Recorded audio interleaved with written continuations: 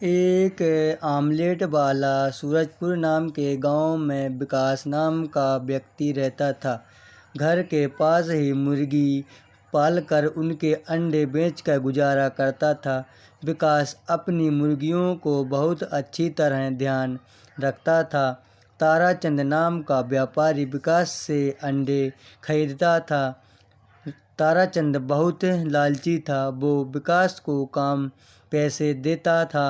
अरे भाई, आज तुम्हारे मुर्गी के अंडे बहुत छोटे हैं और कल तुमने मुझे टूटे हुए अंडे दिए थे। आज तो इन अंडों का रंग भी अलग है। कोई ना कोई बहाने करके विकास को कम पैसा काट कर देता था।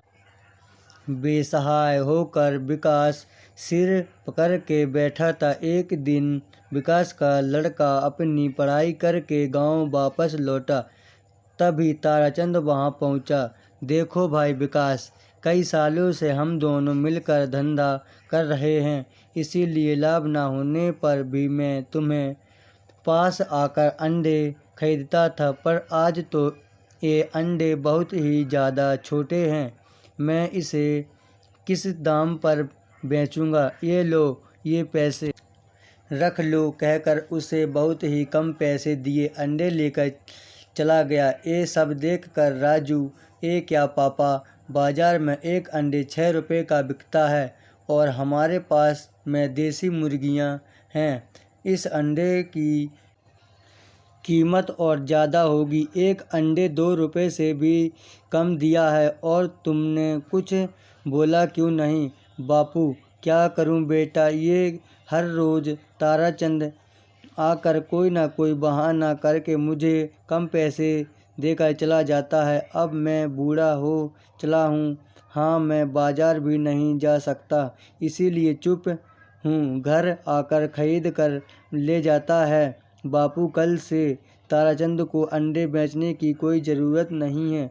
मैं आ गया हूँ ना, मैं ये सब संभाल लूँगा, चिंता ना करो। ये सब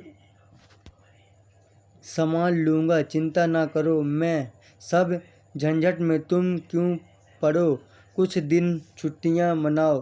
कई सालों से ऐसा ही चल रहा है बेटा, अब ऐसे ही चलने दो। अब मैं काम धंधा नहीं करने वाला। बापू, मैं क्या करूँगा, बस तुम देखते जाओ। अगले दिन राजू ने बाजार में एक आमलेट का ठेला लगाया। उसने कई किस्म के आमलेट बनाया शुरू कर दिया। हर रोज़ की तरह ताराचंद उस दिन भी अंडे खरीदने आया। ताराचंद भी, यूँ घाटे में आपको खरीदने की कोई ज़रूरत नहीं है। अब मैं सारे अंडे हम खुद ही बेच लेंगे।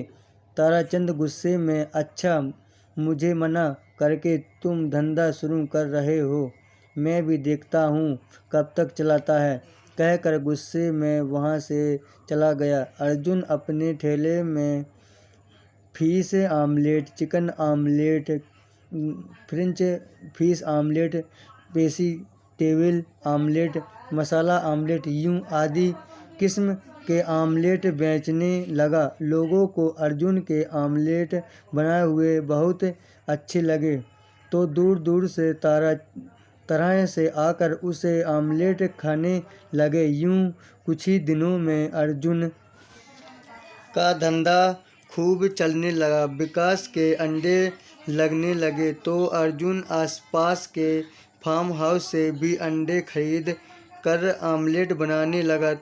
जो किसान ताराचंद को कम दाम में अंडे बेचते थे, सभी आकर बेचने लगे। इस तरह ताराचंद धंधा ठप हो गया।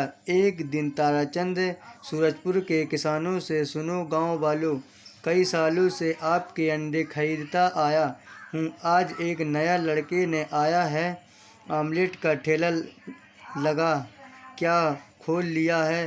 तब उसी की तरह भागने लगे। वो लड़का कुछ ही दिनों में धंधा बेद करेगा और शहर जाकर कोई काम ढूंढ लेगा।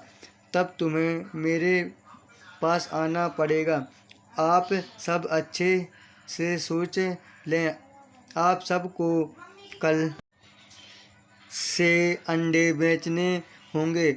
आप सच कह रहे ताराचंद जी, कल से अंडे आपको ही बेचेंगे। अगले दिन सब किसान आकर अंडे ताराचंद को ही दिए। उन अंडों को लेकर ताराचंद उसी ढाबे में गया जहां सप्लाई करता था। ढाबे के रसोई ने एक अंडा लिया, उसे आमलेट बनाने के लिए तवा में डाल दिया। वापस उसके अंदर से एक चूजा बाहर निकला। रसोई ने दूसरा अंडा फोड़ा, वो अंडा सड़ा